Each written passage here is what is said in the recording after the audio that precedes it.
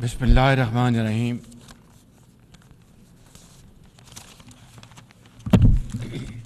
Mr. President, heads of state and government, excellencies, delegates, ladies and gentlemen, Assalamu alaikum wa rahmatullahi wa barakatuh, and a very good morning. Qala ya abati inni raitu ahda ashara kawkaban wa shams wal qamar raituhu li sajidin. Qala ya bunayya la taqsus ru'yaka ila ikhwatik fayakidu laka kayda inna ash-shaytana lil insani aduwwun mubin. Sadaqallahu Mawlana al-Azim. Mr. President, it's a matter of great honor for me to address the United Nations General Assembly for the second time as the Prime Minister of a country that has always been a proactive member of the UN Assembly. I would like to congratulate you and wish you all the success, Mr. President, on your election as the President of the 79th session of the UN General Assembly. I would also like to appreciate the efforts of Ambassador Dennis Francis for his skillful stewardship of the 78th session of the UNGA. Mr. President, the father of our nation, Qaid-e-Azam Muhammad Ali Jinnah, declared in 1947 that we stand by the United Nations Charter and will gladly make our full contribution to peace and prosperity of the world. Pakistan has stood by this commitment unwaveringly. Today, we are facing most daunting challenges to the world order. Israel's genocidal war in Gaza, a dangerous conflict in Ukraine, destructive conflicts across Africa and Asia, rising geopolitical tensions, resurging terrorism, galloping poverty, stifling debt, and the mounting impact of climate change, we feel the chill of a new world order. In response to these challenges, our Secretary General Antonio Guterres called for the Summit of the Future. It led to the adoption of the 54 actions on development, peace and security, technology and global governance in the Pact of the Future.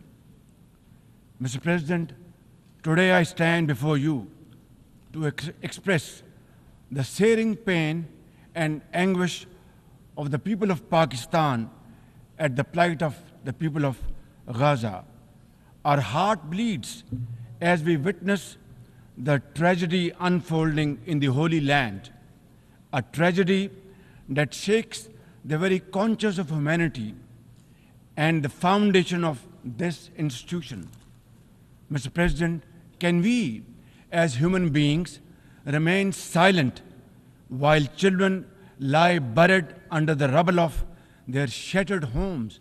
Can we turn a blind eye to mothers cradling the lifeless bodies of the children? This is not just a conflict, this is systematic slaughter of innocent people of Palestine.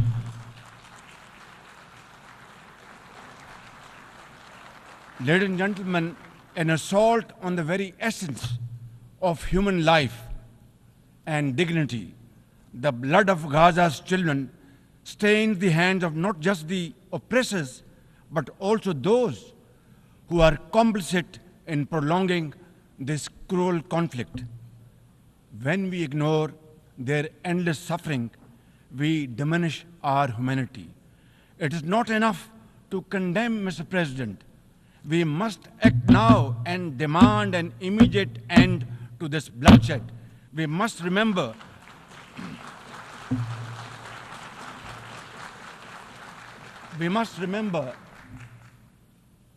that the blood and sacrifice of the innocent Palestinians will never go waste. We must worry about their plight and difficulties and stand by them. We must work for a durable peace through the two-state nation. We must seek a viable, secure, contiguous, and sovereign state of Palestine based on the pre-1967 borders with Al-Quds al-Sharif as its eternal capital, and to advance the goals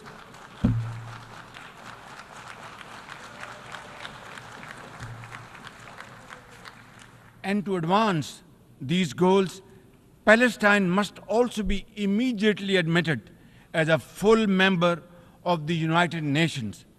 Mr. President, in a span of a few days, Israel's unrelenting bombing of Lebanon has killed over 500 people, including women and even small children. The failure to implement UN resolutions has emboldened Israel. It threatened to drag the entire Middle East into a war whose consequences could be very grave and beyond imagination. Similarly, like the people of Palestine, the people of Jammu and Kashmir too have struggled for a century for their freedom and right to self-determination. Instead of moving towards peace, India has resiled from its commitments to implement the Security Council resolutions on Jammu and Kashmir. These resolutions mandate a plebiscite to enable the people of Jammu and Kashmir to exercise their fundamental right to self-determination. Ladies and gentlemen, since the 5th of August 2019, India has initiated unilateral illegal steps to impose what its leaders ominously call a final solution for Jammu and Kashmir. Day in and day out, 900,000 Indian troops terrorized the people of occupied Jammu and Kashmir with draconian measures, including prolonged curfews, extrajudicial killings, and the abduction of thousands of young Kashmiris. At the same time, in a classic settler colonial project, India is seizing Kashmiri lands and properties and settling outsiders into occupied Jammu and Kashmir in their nefarious design to transform the Muslim majority into a minority. This hackneyed tactic is employed by all occupying powers, but it has always failed. In Jammu and Kashmir too, it shall fail by the grace of God. Ladies and gentlemen,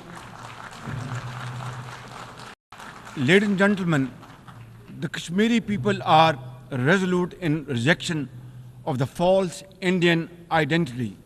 The New Delhi seeks to impose upon them very, very severe conditions, and atrocities are being committed every hour. India's policy of brutal coercion and oppression in occupied Kashmir has ensured that Burhan Wani's legacy continues to inspire the struggle and sacrifices of millions of Kashmiris. Inspired by the legitimacy of their epic struggle, they remain defiant.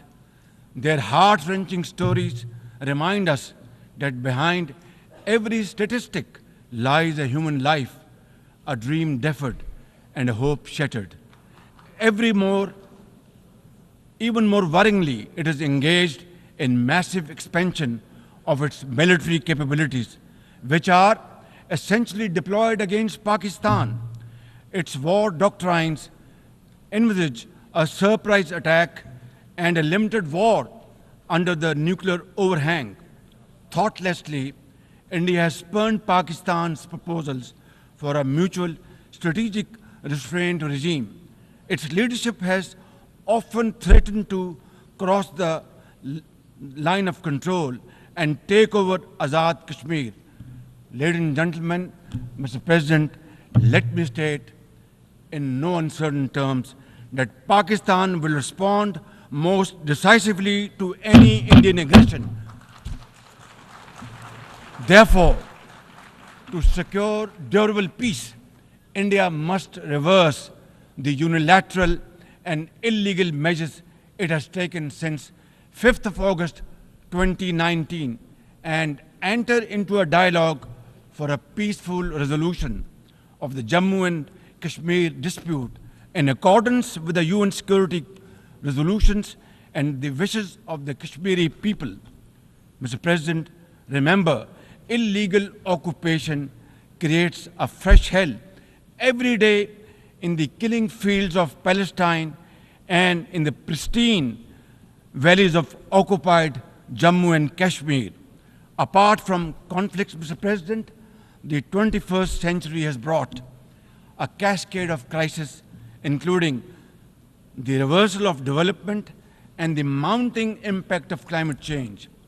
2 years ago, my country was devastated by catastrophic floods, causing $30 billion in damages.